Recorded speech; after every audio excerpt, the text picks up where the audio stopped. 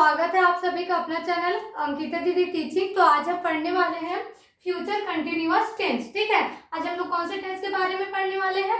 Future continuous tense, है ना। तो फ्यूचर कंटिन्यूअस टेंस का पहचान होता है रहा होगा, रही होगी या फिर रहे होगे। मतलब किसी भी वाक्य के लास्ट में क्या आएगा? रहा होगा, रही होगी या फिर रहे होगे शब्द आता है तो आपको कौन सा टेंस कहता है?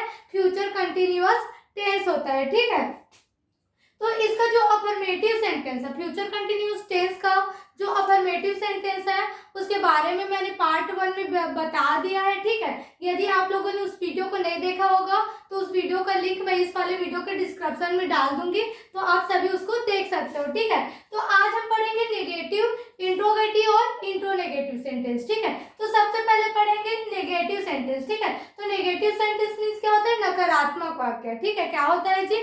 नकारात्मक वाक्य मतलब ऐसा वाक्य जिसमें नहीं शब्द आते, वो कौन सा वाक्य होता है? नकारात्मक वाक्य होता है। ठीक है, तो इसका सूत्र क्या होता है? इसका सूत्र होता है, सबसे पहले नेगेटिव सेंटेंस में क्या आएगा? फ्यूचर कंटिन्यूअस का सब्जेक्ट आएगा, फिर उसके बाद क्या आएगा? हेल्पिंग वर्ब आएगा, हेल्पिंग वर्ब के बाद क्या आएगा? नॉट आएगा। ठीक है, अब नकारात्मक है, नकारात्मक में क्या होता है? नहीं शब्द आता है तो नहीं को बताने के लिए क्या लगाते हैं? एक्स्ट्रा नॉट लगाते हैं। वो भी किसके बाद लगाएंगे? हेल्पिंग वर्ब के बाद लगाएंगे। ठीक है, फिर जो हमारा फ्यूचर कंटिन्यूअस टेंस है उसमें एक्स्ट्रा क्या लगता है जी? बी लगता है। क्या लगता है? बी। तो यहाँ पर क्या लगाए हैं? बी लगाए हैं। ठीक है, तो नॉट के बाद क्या लगेगा आपको? बी लगेगा। ठीक है, फिर आपका आता है वर्ब का फोर्थ फॉर्म। जो आपका फ्यूचर कंटिन्यूअस टेंस है उसमें वर्ब का कौन सा फॉर्म लगता है? Fourth form. मतलब किसी भी वर्ब के लास्ट में आपको ing लगा देना है तो आपको वर्ब का कौन सा फॉर्म बन जाएगा? फोर्थ फॉर्म बन जाएगा। ठीक है, प्लस क्या है? ऑब्जेक्ट। ऑब्जेक्ट आपको कुछ भी हो सकता है जो आपको कार्य करने में मदद कर रहे हैं। ठीक है, तो यदि किसी वाक्य में ऑब्जेक्ट है तो उसका यूज करेंगे ऑब्जेक्ट का, और नहीं है तो नहीं करेंगे। ठीक है, तो ये हो गया हमारा फॉर्मूला। अब इस फॉर्मूला को थोड़ा सा और डिटेल में पढ़ते हैं, फिर इससे क्या बनाएंगे? सेंटेंस बनाएंगे। ठीक है, तो देखो सूत्र को, ठीक है, थोड़ा और डिटेल से समझते हैं। तो पहला हमारा क्या है? सब्जेक्ट। तो सब्जेक्ट क्या होता है जी? पहला होता है आई। आई मीन्स क्या होता है? मैं। दूसरा होता है वी। वी मीन्स क्या होता है? हम। दे मीन्स क्या होता है? वे। ही मीन्स वो, लड़का। मतलब ही का यूज किसके लिए करेंगे? लड़का के लिए करेंगे। और सी मीन्स पे क्या होता है? वो, लेकिन इसका यूज किसके लिए करेंगे? लड़की के लिए करेंगे। ठीक है, इट मीन्स क्या होता है? यह। मतलब इसका यूज किसके लिए होता है? निर्जीव वस्तु के लिए। ठीक है, फिर आता है नेम। नेम मीन्स क्या होता है? नाम। दुनिया के जितने भी नाम है सभी क्या है? आपके सब्जेक्ट है। ठीक है, तो अब सेकेंड आता है हेल्पिंग वर्ब। अब हेल्पिंग वर्ब क्या है? हेल्पिंग वर्ब को हिंदी में क्या बोलते हैं? सहायक क्रिया। अब सहायक क्रिया है तो सहायता किसमें करता है? तो ये जो हेल्पिंग वर्ब होता है वो किसमें पे सहायता करता है? टेंस की पहचान करने में करता है। ठीक है, तो जो फ्यूचर कंटिन्यूअस टेंस है उसमें कौन सा हेल्पिंग वर्ब आता है? सेल और विल आता है। ठीक है, लेकिन याद रखना सेल और विल किसके साथ आता है और किसके साथ भी आता है? फ्यूचर सिंपल के साथ भी क्या लगता है? सेल और विल लगता है। लेकिन हम पहचानेंगे कैसे कि सेल और ये फ्यूचर कंटिन्यूअस टेंस है या फिर फ्यूचर सिंपल टेंस है? तो हमारा जो फ्यूचर कंटिन्यूअस टेंस होता है उसमें एक्स्ट्रा क्या लगाया जाता है? सेल और विल के साथ बी लगाया जाता है। क्या लगाया जाता है जी? बी। तो जहां बी है, सेल भी, विल भी है, वहां फ्यूचर कंटिन्यूअस टेंस है। और जहां सेल और विल है, केवल क्या है? सेल और विल है, तो क्या होगा आपका?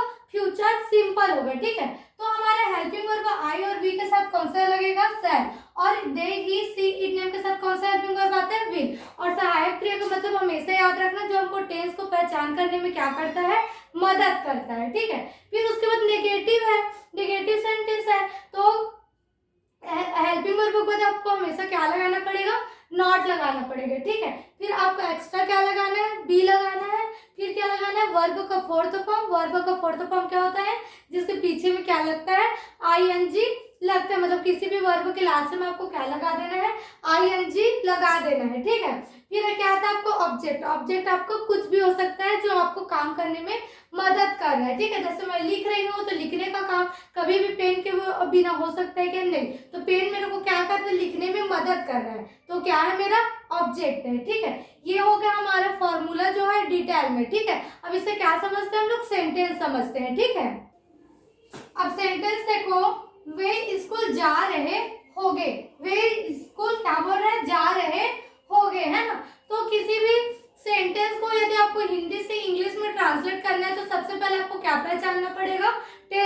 पहचानना पड़ेगा, ठीक है। तो टेंस का पहचान हम लोग हमेशा कहाँ करते हैं, जो वाक्य होते हैं उसके लास्ट से करते हैं, ठीक है। हमको किसी भी टेंस का पहचान करना है तो वर्ब जो वाक्य उसके किसको देखना पड़ेगा, लास्ट को देखना पड़ेगा। तो लास्ट टाइम क्या आ रहा है, रहे होगे आ रहा है। कौन सा शब्द आ रहा है जी, रहे होगे आ रहा है ना।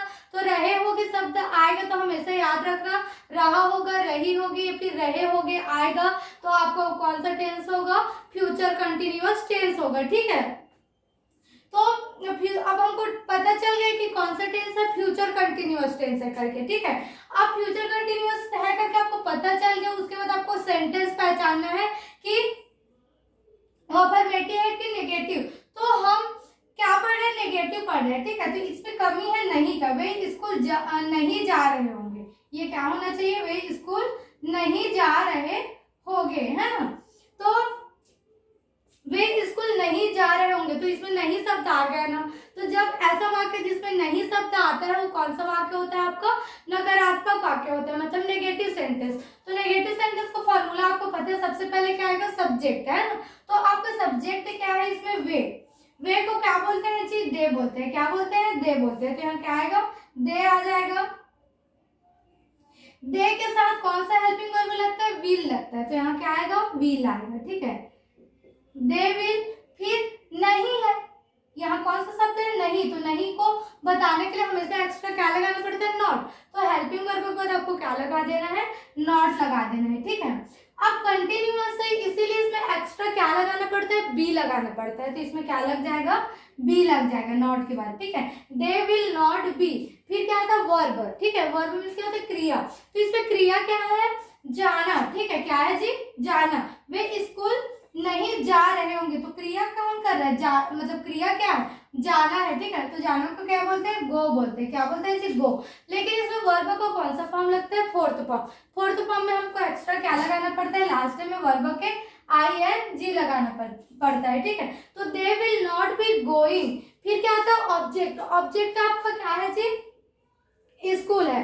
तो आपका स्कूल, और जा तो नहीं रहे होंगे लेकिन कहाँ नहीं जा रहे हैं, स्कूल। तो स्कूल आपका क्या हो जाएगा, ऑब्जेक्ट हो जाएगा, ठीक है। They will not be going school, way school नहीं जा रहे होंगे, ठीक है। आया समझ में। तो ये आपको जो फ्यूचर कंटिन्यूअस टेंस है उसका नेगेटिव सेंटेंस क्या होता है, कंप्लीट होता है, ठीक है। तो यदि आपको वीडियो पसंद में आया, टॉपिक समझ में आया, तो वीडियो को लाइक कीजिएगा और चैनल को सब्सक्राइब कीजिएगा, ठीक है। Thank you.